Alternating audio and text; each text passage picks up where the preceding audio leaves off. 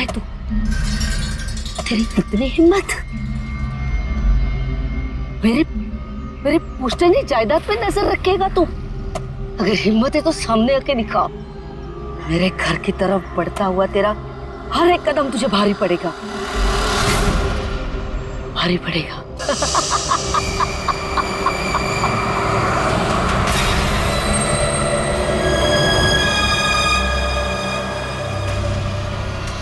यार यहाँ पे तो कोई भी नहीं दिख रहा, किससे पूछूं?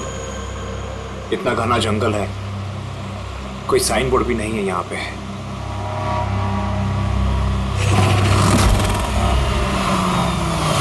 अरे भाई साहब, ये पिपलिया गांव का रास्ता यही है ना?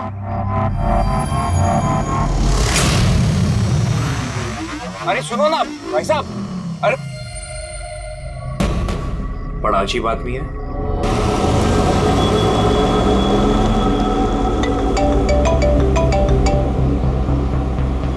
Hi baby. हाय, पहुंच गए?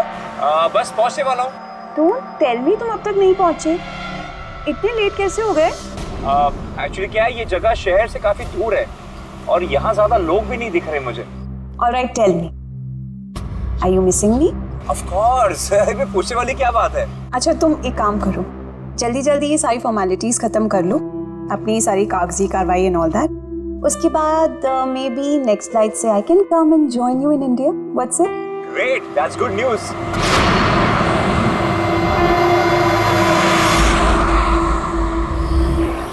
अच्छा बेबी, मुझे लग रहा है कि मैं पहुंच गया हूँ, वो मकान दिख रहा है मुझे। अरे ये गेट क्यों बंद है?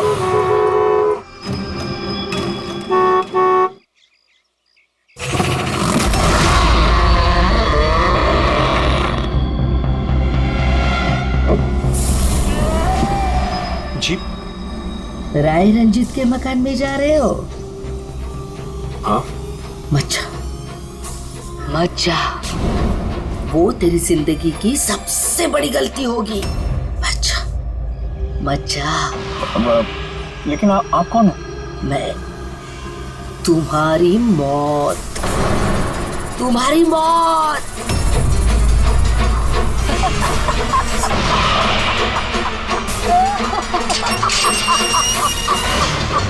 बुढ़िया, चल चल, अरे जा।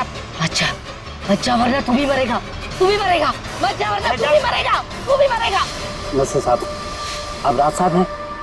हाँ। आइए। Hello Raj, Raj, are you okay? कौन था?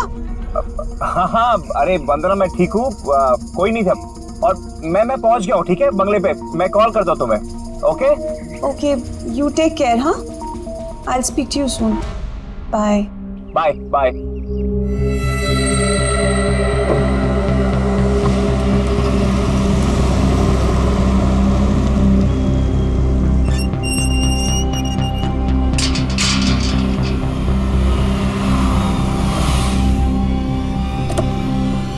आइए साहब।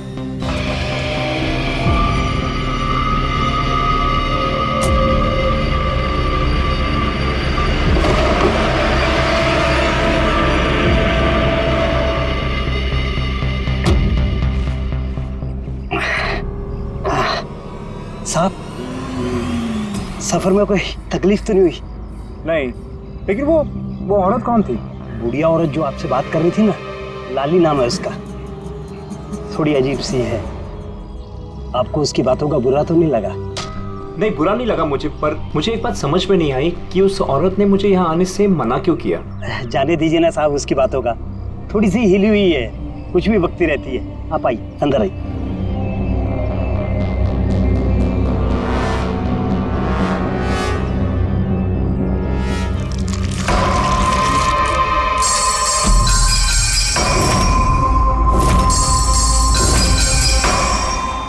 ये आदमी तो मुझे बीच रास्ते में मिला था। उसका नाम कमल है, यहाँ का माली। हमने सोचा अब आप यहाँ पर रहने वाले हैं तो क्यों ना बगीचे के जो रंग बिरंगे फूल हैं फिर से खिल उठाएं। अच्छा, आइए साहब।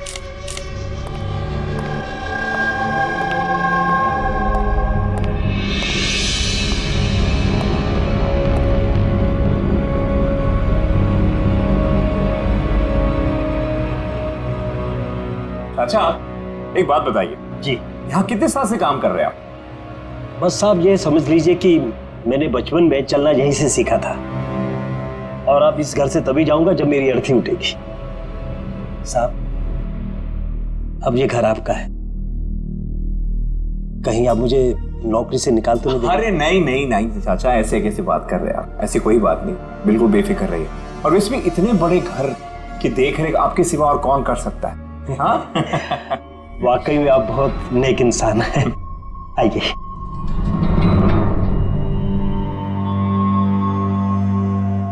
साहब ये है आपका रूम, वॉशरूम उधर है, आप फ्रेश हो जाइए, तब तक मैं आपके लिए खाने पीने का बंदोबस्त करता हूँ। ठीक है। ठीक है साहब।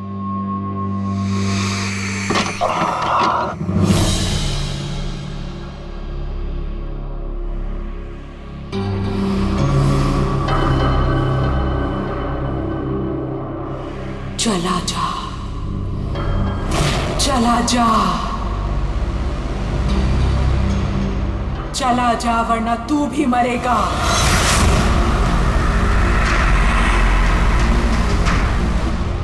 कौन?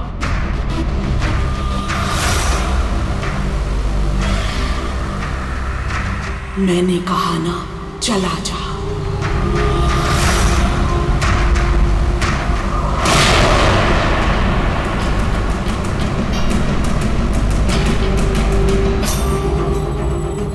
कौन है?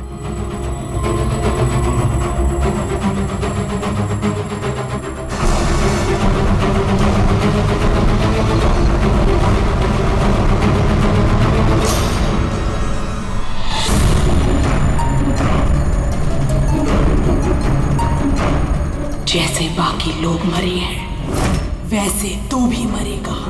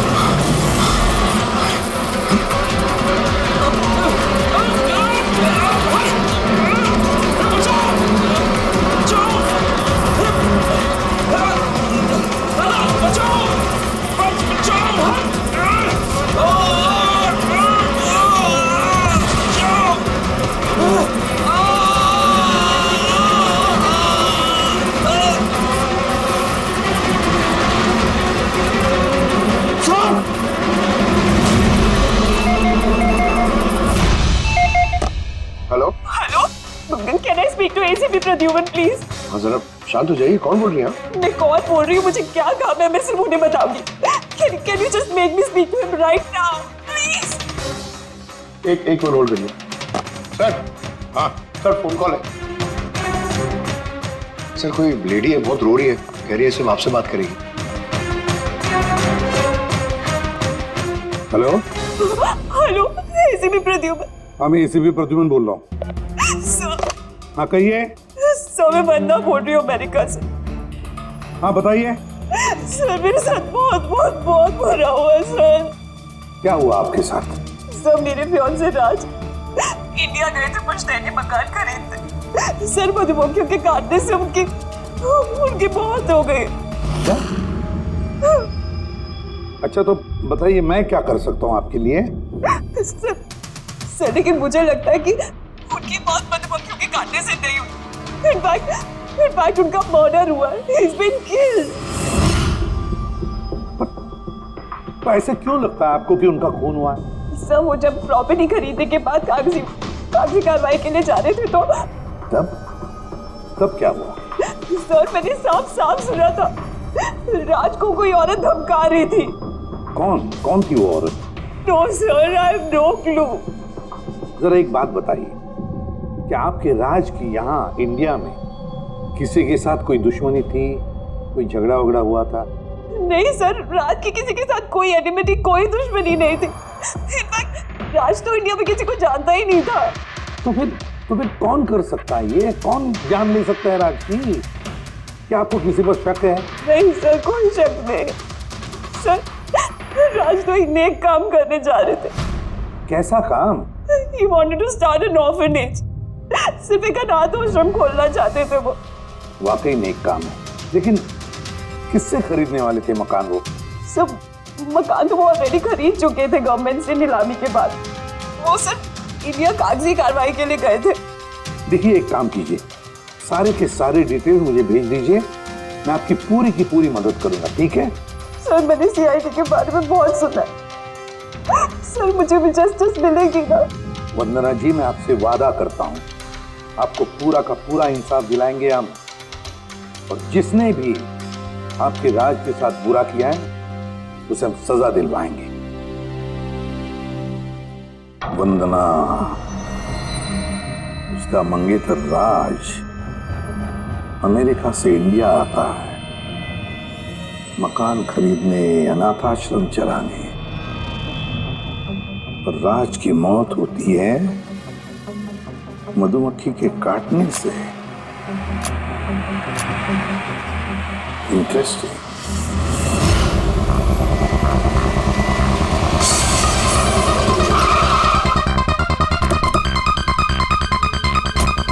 सर यही वही बंगला है जो राज ने सरकार से नीलामी में खरीदा था। अच्छी खासी प्रॉपर्टी लग रही है। आप देखभाल करते हो उस जगह की? जी हाँ, कहिए। कहेंगे आप, हम सिर्फ सुनेंगे। क्या मतलब? सीआईडी? क्या बात होगी सर? राज राकेश नाम के एक आदमी का खून हुआ है यहाँ पे। बहुत बुरा हुआ सर उनके साथ। उन्होंने ही सरकार से ये मकान खरीदा था। हाँ, उन्हीं की बात कर रहे हैं। उनका खून नहीं हुआ, मधुमक्खियों के काटने से उनकी मौत हुई है। मैंने खुद अपनी आंखों से देखा था। नहीं देखा होगा आपने, लेकिन यहाँ इस बंगलों में आने से पहले किसी औरत ने उन्हें धमकी दी थी। कुछ जानते हो उस औरत के बारे में? अच्छा, वो लाली साहब, वो बुढ़िया तो बेतुकी बेसर की बातें करती रहती है। आप उसकी बातों को गंभीरता से मत लीजिए। क्या गंभीरता से लेना और क्या नहीं वो हम तय कर लेंगे। आप ये बताइए कि वो लाली वो रहती कहाँ है? कहीं भी नहीं सर। कहीं भी नहीं मतलब? उस बेचारी का ना तो अपना कोई घर है और ना ही कोई अपना परिवार। बस दिन भर इधर उधर घूमती रहती है। नहीं, कहीं तो बैठती होगी, खाना वाना खाती होगी। कोई एक जगह होगी ना जहाँ पे वो रहती होगी ज्यादातर। हाँ, पास में एक तालाब है, अक्सर वहीं बैठी रहती है। अच्छा, दे क्या तुम इस लाली से मिल लो, तब तक इस मकान का चक्कर लगा लेता हूँ मैं। ठीक है, अब जरा वो जगह दिखाओ जहाँ पे खून हुआ था। आइए साहब। राज साहब यहाँ गिरे पड़े थे।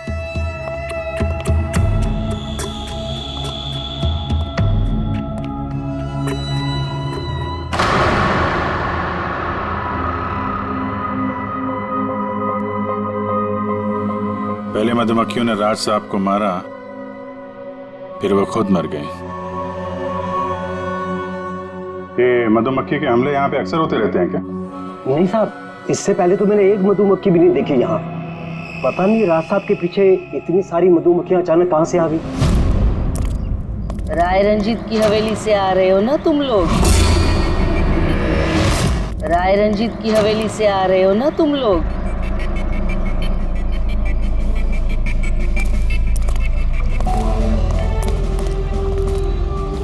क्या कहा आपने? राय रंजीत के मकान से लौट रहे हो? आप कौन है? क्यों गए थे वहां? अपनी मौत को दावत देने गए थे? सर लगता है ये लाली है। आप लाली हो ना? हाँ, तुम्हें किसने बताया? तुम्हें तुम्हें राय रंजीत के जासूसों ने यहाँ भेजा है? हाँ, उन्होंने ही भेजा है ना यहाँ पे। कौन कौन राय रंजीत? सांप था वो, सांप। उसने मेरी दादी को धोखा दिया, उन्हें अपने ही घर से धक्के मार के निकाल दिया। निकालो इसे बाहर। छोड़िए मुझे, मुझे मेरे घर से मत निकाल, मुझे मेरे घर से मत। शर्म आनी चाहिए तुम्हें रंजीत, तुम अपनी खुद की भाभी को घर से बाहर निकाल रहे हो। कम से कम अपने भैया का तो लिहाज किया होता। अरे उनका क्या लिहाज करना, उन्होंने खुद ही तो अंगूठा लगाकर ये घर मेरे नाम किया है। तूने उन्हें शराब पिलाकर धोखे से अंगूठा लगवाया था। अब क्यों किया, कैसे किया, इस गहराई में जाने से क्या फायदा। समझने वाली बात तो ये है कि ये मकान अब मेरा है और तू सड़क पर आ गई है। चलो निकलो इसे यहाँ से। तेरे हिस्से में ना सिर्फ घर नहीं आया है, एक मकान आया है, एक ऐसा मकान जिसके हर कोने में मेरी बदुआएं गूंजेगी। मैं तुझे श्राप देती हूँ, सिर्फ तू ही नहीं, इस घर का जो भी मकान मालिक बनेगा वो जिंदा नहीं बचेगा। मौत का खेल होगा यहाँ, मौत का खेल। अब तक कितने लोग मरे? वो सब लोग मर गए जिन्होंने वो मकान खरीदना चाहा। तुम लोग वो घर मत खरीदना, तुम भले लोग लग रहे हो, वरना तुम्हारी बीवी विधवा हो जाएगी।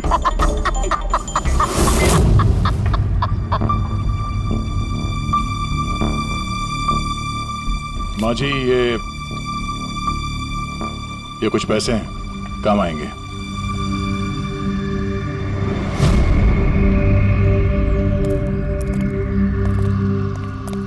सर, लगता नहीं है इसका राज की मौत में कोई हाथ है। ये तो खुद बेचारी सदमे और विश्वास में लग रही है। हो सकता है राज की मौत कोई मर्डर ही ना हो, कोई हादसा हो।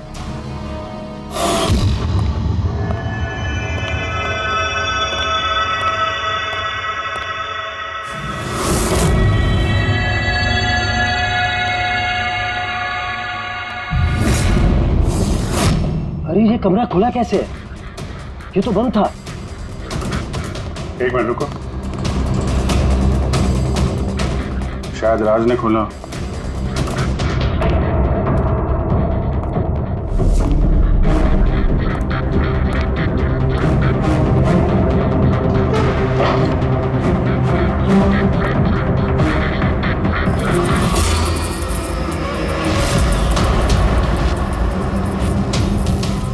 ये है तो छत्ता यहाँ पे। इधर आ। जी सर। ये है मधुमक्खी का छत्ता। अरे मैं पहली बार देख रहा हूँ साहब। ये राज यहाँ इस स्टोर रूम में क्या करने आया था? साहब शायद बंगलो देखने आए होंगे। अच्छा, और उस वक्त तुम खाना लेने गए थे? जी सर।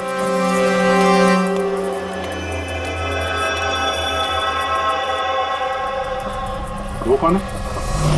वो कमल है साहब, यहाँ का माली। जब राज साहब की मौत हुई थी तो ये था यहाँ पे? जी हाँ था। कमल इधर आओ, साहब बुला रहे। जी सर। कमल, जब राज साहब की मौत हुई थी तो यहाँ आसपास किसी अनजान आदमी को देखा था तुमने? कोई अजीब सी घटना हुई हो? नहीं साहब। तो ये छत्ता यहाँ पे है तो तुम्हें कुछ काम करने में परेशानी नहीं होती? मधुमक्खी ने काटा नहीं तुमको कभी? नहीं सर, मधुमक्खी तो तब काटती ना जब यहाँ कोई छत्ता होता। पहले तो मैंने छत्ता यहाँ देखा ही नहीं साहब। क्या बात कर रहे हैं? हाँ साहब, मैंने आपसे पहले कहा ना कि इससे पहले इस घर में हमने एक मधुमक्खी भी नहीं देखी। कमाल है, फिर ये छत्ता आया कहाँ से? और मधुमक्खियों ने राज को ही क्यों काटा? ये तो कोई एक्सपर्ट ही बता सकता है। आसान के क्या पता चला राज की मौत के बारे में? मौत कैसे हुई? बस इसकी मौत मधुमक्खियों की वजह से हुई है। यार तुझे पूरा यकीन है राज की मौत मधुमक्खियों की वजह से ही हुई है? हाँ बॉस, ये डॉक्टर ने जो रिपोर्ट बनाई है मैंने वो भी देख ली, इस राज का अच्छी तरह से चेकअप भी कर लिया। मुझे पूरा यकीन है राज की मौत मधुमक्खियों के डंक के जहर की वजह से ही हुई है। सर, बचपन में मुझे मधुमक्खी ने काटा था, मैं तो जिंदा हूं। हाँ सालू के साहब, पंकज पे जहर का असर क्यों नहीं हुआ? अरे पंकज को मधुमक्खी ने काटा था, मधुमक्खियों ने नहीं काटा था। बॉस अगर एक दो मधुमक्खी काटे तो बात समझ में आती है, लेकिन सैकड़ों मधुमक्खियां अगर हमला कर दे तो इट्स इम्पॉसिबल। मधुमक्खियों के डंक से साळुंखे कहता है कि राज की मौत मधुमक्खियों के डंक से हुई है, मधुमक्खियों के जहर से। और राज की मंगेतर वंदना कहती है कि राज का खून हुआ है।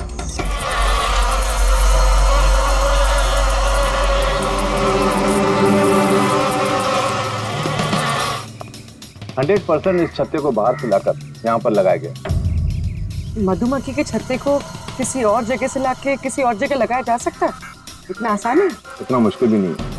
शहद के व्यापार के लिए अक्सर ऐसा किया जाता है। आप बता सकते हैं कितने दिन पहले इस छत्ते को यहाँ पे लगाया गया? ज्यादा दिन नहीं, लगभग 2-3 दिन। सर अगर मान भी ले कि खूनी ने ये छत्ता यहाँ पर इसलिए लगाया था कि वो राज को मार सके, लेकिन उसे कैसे पता था कि ये मधुमक्खियाँ राज पे ही हमला करेंगे, किसी और पे नहीं? मधुमक्खियाँ बिना वजह किसी पे भी डंक नहीं मारती, क्योंकि डंक मारने के बाद उनकी खुद की भी मौत हो जाती है। तो ऐसी क्या चीज है जो उन्हें उत्तेजित करती है अटैक करने के लिए? देखिए, जब उन्हें लगता है कि सामने वाले इंसान से उन्हें कुछ खतरा है। अच्छा केदार साहब, ऐसा हो सकता है क्या कि मधुमक्खियों को ट्रेन किया जा सके कि वो किसी एक आदमी पे हमला करें?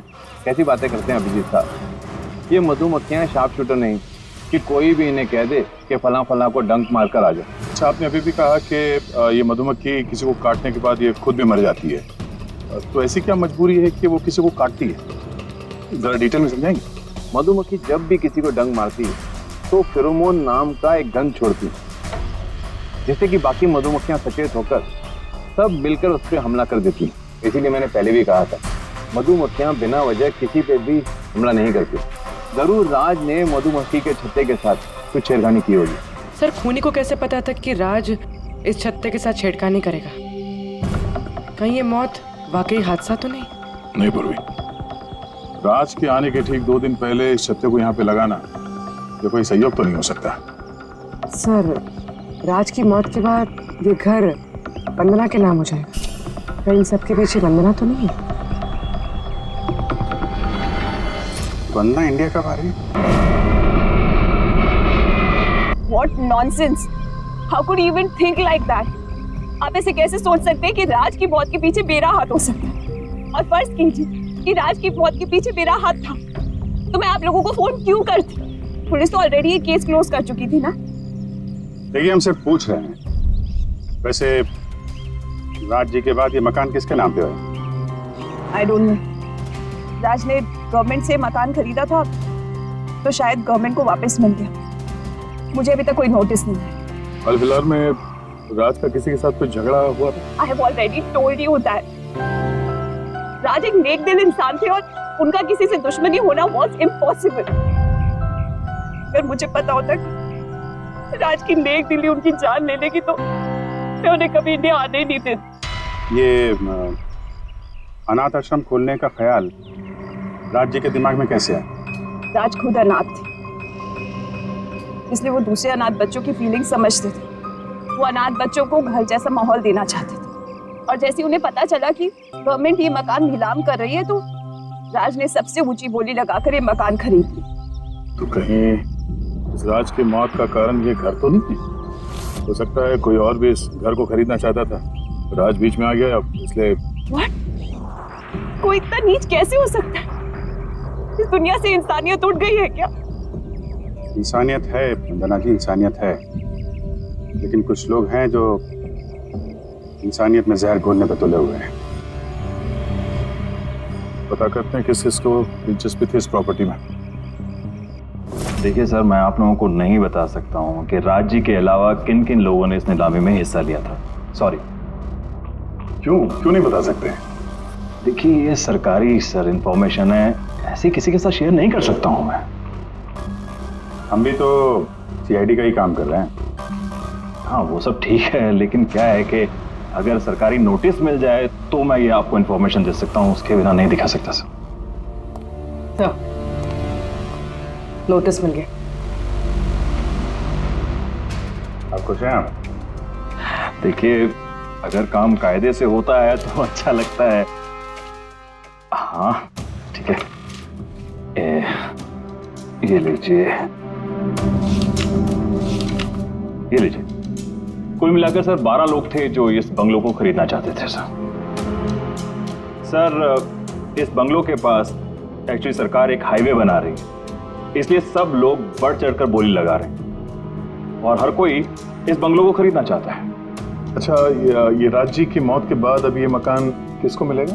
देखिए, राज जी ने कागजी कार्यवाही पूरी नहीं की थी, इसलिए नीलामी अब दोबारा से होगी और जो विजेता होगा उसको ये बंगलो मिल जाएगा। आई सी। और ये नई नीलामी कब होगी?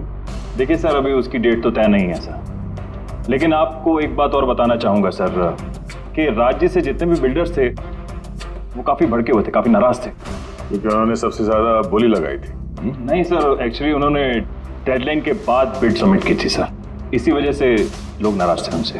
लेकिन अगर डेडलाइन के बाद उन्होंने बिड किया था तो सरकार ने एक्सेप्ट कैसे कर दिया? सर एक्चुअली वहां पर वो अनाथ आश्रम खोलना चाहते थे और सर अमेरिका से जो इंडिया का वक्त का फर्क है सर वो 9.5 घंटे का है, इसलिए सरकार ने वो बिड एक्सेप्ट कर ली थी। देखिए, अब घर तो उसी को मिलेगा जिसकी किस्मत में होगा सर। किस्मत में नहीं भी होगा तो उसने अपनी किस्मत की रेखाएं बदलने के लिए कोशिश तो की होगी और जरूर इस लिस्ट में से ही कोई होगा वो। ललित जी, अब तो ये दोबारा नीलामी होगी, तो जिन लोगों ने अप्लाई किया है इस दूसरी नीलामी के लिए, क्या हम उनकी लिस्ट देख सकते हैं? नो सॉरी, ये लिस्ट आपको मैंने इसलिए दिखा दी कि ये नीलामी हो चुकी है, लेकिन वो जो नई लिस्ट आने वाली है सर वो तो आप किसी भी कीमत पर नहीं देख सकते। अरे अरे अरे अरे सारंग, तू क्या करने क्या जा रहा है यार? क्या सुन रहा हूं मैं? जो सुना है सही सुना बस। क्या सुना? रिजाइन हो रहा है तू? हाँ। क्यों क्यों? बस मेरा टाइम आ गया। क्या टाइम आ गया? 1 मिनट टाइम है यार अभी। अरे ये टाइम नहीं यार। तो फिर देखो, हर इंसान को लाइफ में एक न एक दिन रिटायरमेंट लेना पड़ता है ना, चाहे वो क्रिकेटर हो, म्यूजिशियन हो, कोई भी हो। मेरा भी टाइम आ गया, मैं भी रिटायरमेंट ले रहा हूँ। अबे कहाँ जा रहा है तू? ये देख लो। ये क्या है? देख लो देख लो यार, क्या तू कर रहा है सारुण? के समझ में नहीं आ रहा है ये एयर टिकट। कहाँ जा रहा है? हाँ, लंदन। अरे वाह रे वाह। पंकज, कैंसिल कर। नहीं कैंसिल नहीं होगा। अबे रिफंड मिल जाएगा, पैसे वापस मिल जाएंगे, कल की टिकट है, डोंट वरी। मुझे रिफंड नहीं चाहिए, मैं जा रहा हूँ वापस। यार तू ऐसे कैसे जाएगा? क्या हुआ क्या? अरे इतनी बड़ी गलती होगी कि शर्म आ रही है अपने आप पर। ऐसी कौन सी गलती हो गई? वो मधुमक्खियों वाला केस। ओहो, मधुमक्खियों वाला केस। हाँ यार, हादसा नहीं है बॉस, वो खून है खून। यही मुझसे गलती हो गई। मधुमक्खी के एक्सपर्ट से बात होगी तेरी? क्या बताया उसने? यार एक्सपर्ट से भी बात की मैंने, अच्छी तरह से चेक भी किया, तब मुझे पता पड़ा ये तो हादसा नहीं है, खून है। मधुमक्खियों को तो वो हथियार के तौर पर इस्तेमाल कर रहा है यार। सालों के सब वो किसे? देखो, मधुमक्खियां कब आती हैं इंसान के पास? जब उन्हें फेरोमोन की गंध आती, तभी ना। हाँ, जब उन्हें इंसानों से खतरा लगता है तब मधुमक्खियां इंसान के पास आती है, डंक मारती है। बस यार, यही मुझसे गलती हो गई। ये मैंने सोचा ही नहीं कि फेरोमोन तो बनाया भी तो जा सकता है ना यार। हाँ यार, फेरोमोन तो आर्टिफिशियली भी बनाया जा सकता है, लेबोरेटरी में, फैक्ट्री में। मतलब किसी ने ये आर्टिफिशियल फेरोमोन बनाया और वो किसी भी तरह से राज के शरीर पर लगा दिया, बस मधुमक्खियां आ गई और उस पर अटैक कर दिया। सड़क के उठ उठ उठ, पिपलिया गांव चला जा। वहां पे जहाँ पे राज का खून हुआ, राज का सारा सामान चेक कर, पता तो चले ये फेरोमोन वहां पर आया कैसे और किसने इस्तेमाल किया ये फेरोमोन राज पर। Yes boss. ये रहा सर, राज का सारा सामान इस सूटकेस में। ठीक है सर, एसीपी साहब बता रहे थे आप रिटायर होने वाले हो। कब है आपका लास्ट वर्किंग डे? आपके लास्ट वर्किंग डे से 1 दिन के बाद। मतलब नहीं आ रहा है। हाँ दया, एक काम करो, मैं बाहर जाता हूँ और तुम जो है ना, एक एक करके सामान मुझे बाहर पकड़ाओ, तो पता करते हैं कि कौन से सामान में फेरोमोन है। ठीक है सर? ये पकड़ेंगे आप? जरा रख लीजिए थोड़ी देर के लिए। दिखेगा ना बाहर? दिखेगा। मधुमक्खी है इसके लिए कह रहा था। अभिजीत हो तुम, हाँ ये पूर्वी है, हाँ ये दया। अरे दिख रहा है सर, चलिए चलिए चलिए चलिए, संभाल के सर, संभाल के। हाँ चलिए सर।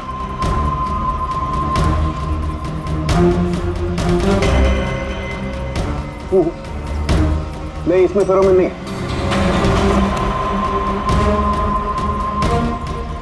अरे सर संभल के। अरे कुछ नहीं, जिसमें फेरोमोन होता है उसी पर अटैक करती है।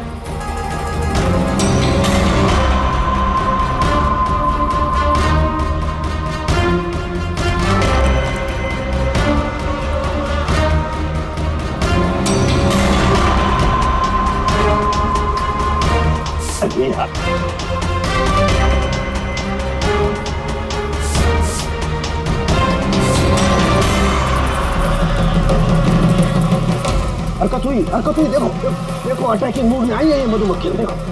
सर किसी ने राज के परफ्यूम में फेरोमोन मिलाया। अरे यार, ये मधुमक्खी ने मुझे काटा ना। सर आप निकलो यहाँ से। अरे यार, अरे पानी में जाओ, पानी में। पानी किधर है? अरे सामने उस तरफ सर, अरे उधर कुआं है सर, जाओ ना। कुएं में घुस जाओ। अरे सर निकलो यहाँ से, जाइए सर।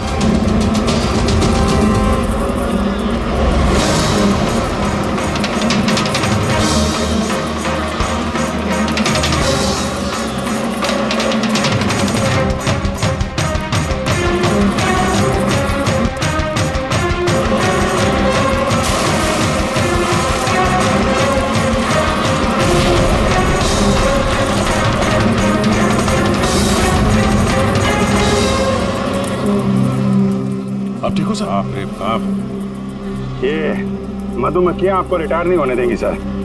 बाहर निकालो मुझे। आइए आइए आइए सर।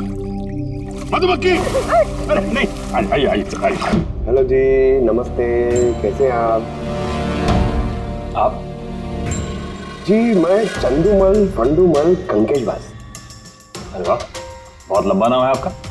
बताइए क्या काम था आपको? जी वो नीलामी के लिए आया था मैं, वो पुराना वाला बंगलो हाईवे के पास, वो खरीदना है मुझे। सर ऐसे नहीं खरीद सकते हैं सर, उसमें नीलामी होगी तभी वो जो जीतेगा वही खरीद सकता है। अरे तो पैसा लगाएगा ना, मैं पैसा लगाएगा।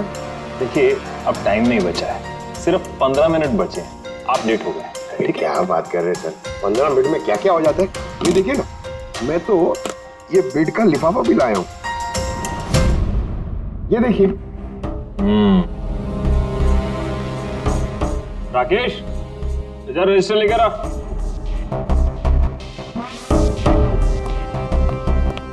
साहब को दो, एंट्री कीजिए सब।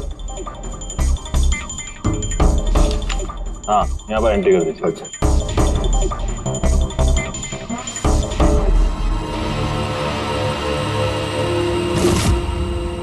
यहाँ साइन कर दीजिए लास्ट में। Good, like. अच्छा वेरी गुड, ये तो अच्छा हो गया सर। वो बंगले का चाबी? और मजाक कर रहे हैं? अरे चाबी ऐसे थोड़ा ना मिलती है। अरे भाई बोली लगेगी, नीलामी होगी, उसके बाद जो जीतेगा उसको मिलेगा। भाई क्या बात कर रहे हैं आप? बेट तो मैं ही जीतूंगा, ये पक्का है। भाभी और बच्चों को मेरा प्यार देना, ठीक है सर? Thank you. पता नहीं कहाँ से चले आते हैं, कमाल है।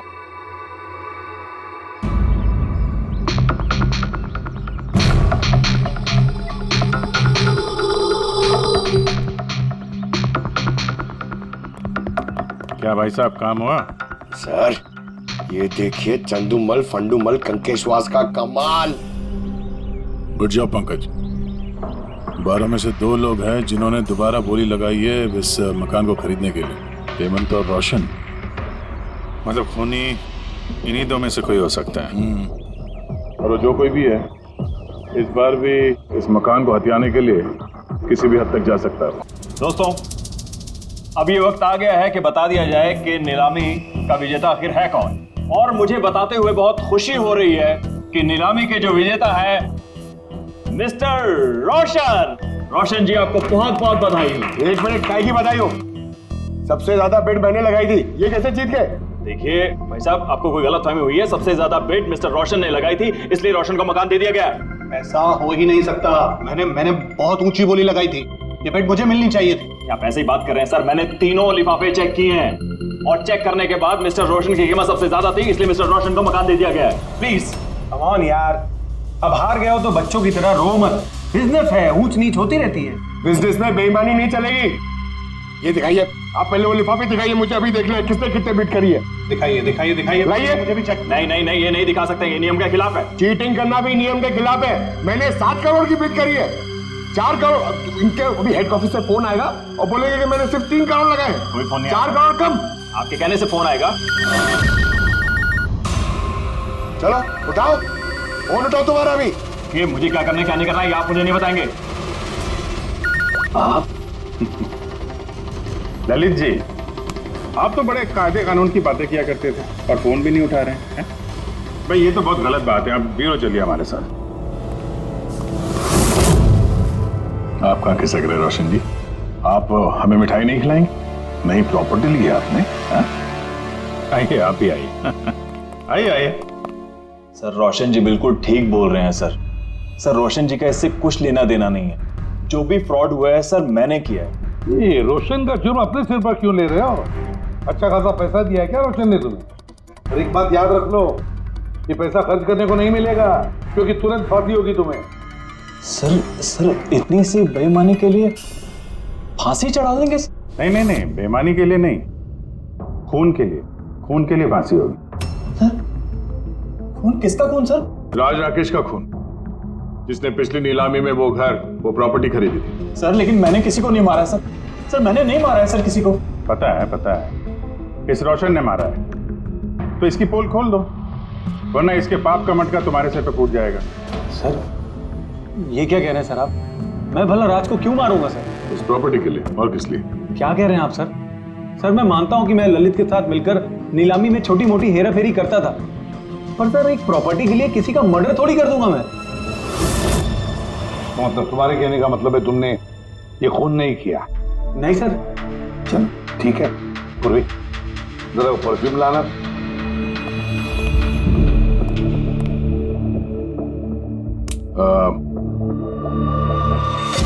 ये परफ्यूम छिड़क दूं? बाहर मधुमक्खियों का छत्ता है, क्या बोलता है? Sir perfume? हाँ आपकी मर्जी सर, लेकिन हमारे इस केस से परफ्यूम का क्या लेना देना सर? मुझे वाकई पता नहीं इस परफ्यूम का कोई इस केस से संबंध है। सर जी हम सच कह रहे हैं सर, राज जी की मौत से हमारा कोई संबंध नहीं है सर। ललित बिल्कुल ठीक कह रहा है सर।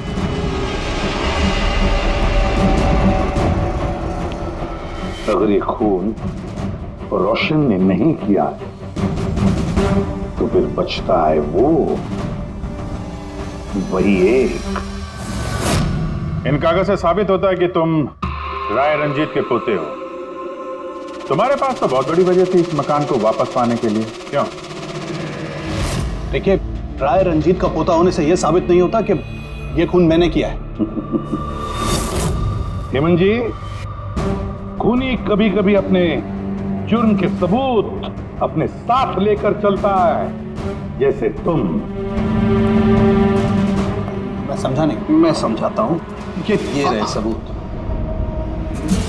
कमाल है सालू के साहब, सेफ्टी सूट पहनने के बावजूद भी आप दोनों को मधुमक्खियों ने काटा। हाँ, कभी कभी सेफ्टी सूट पहनने के बाद भी मधुमक्खियां डंक मार सकती हैं, और फिर मधुमक्खी के छत्ते को इधर से उधर ले जाने में तो और भी ज्यादा अटैक हो सकता है। नहीं ठीक, देखिए वो दरअसल बहुत हो गया हेमंत, तुम्हारी बेगुनाही का और भी कोई सबूत चाहिए? जी नहीं, मैंने ये सब किया था। जब राज बंगले में घुसा तब मैं वहीं था, और मौका देखकर मैं बंगले में घुस गया था। मैंने परफ्यूम की बोतल के अंदर फेरोमोन मिला दिया। उसके बाद राज को आवाज से डिस्ट्रैक्ट किया, मधुमक्खी के छत्ते तक लेकर गया, और उसके बाद का काम मधुमक्खियों ने कर दिया था। मुझे मेरा पुश्तैनी मकान वापस चाहिए था। वाह रे वाह, अपने पुश्तैनी मकान के लिए तुमने एक नेक इंसान का खून कर दिया। कानून तुम्हें कभी माफ नहीं करेगा। तुम्हें कम से कम आजीवन कारावास की सजा होगी। ले जाओ इसे पंकज।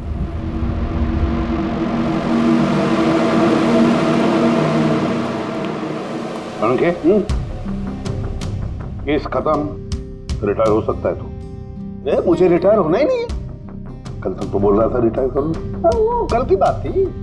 भगवान, मतलब पीछा तो नहीं छूटने वाला इस आदमी से अपना। पीछा नहीं छूटने वाला है किसी का, किसी से नहीं। मुझे तुम्हारे बिना चैन नहीं और तुम्हें मेरे बिना चैन नहीं। ये लीजिए, सरकार ने बंगलो अब राज से आपके नाम करने का निर्णय लिया है। उम्मीद है कि अब आप मिस्टर राज के अनाथ आश्रम खोलने का सपना पूरा कर पाएंगे। राज के जाने के बाद मेरी लाइफ का यही मकसद रह गया है, उसका आखिरी सपना पूरा करना। But thank you so much Raj को जस्टिस दिलाने के लिए। हमने जो कुछ भी किया वो तो हमारा फर्ज था। आपको और कोई मदद की जरूरत हो तो हमें जरूर याद करिएगा। कभी कभी आते रहिएगा, उन बच्चों को भी आपसे इंस्पिरेशन मिलेगी। ये भी कोई पूछने की बात है? हो सकता है उन बच्चों में हमें कोई हमारा नया सीआईडी ऑफिसर मिल जाए।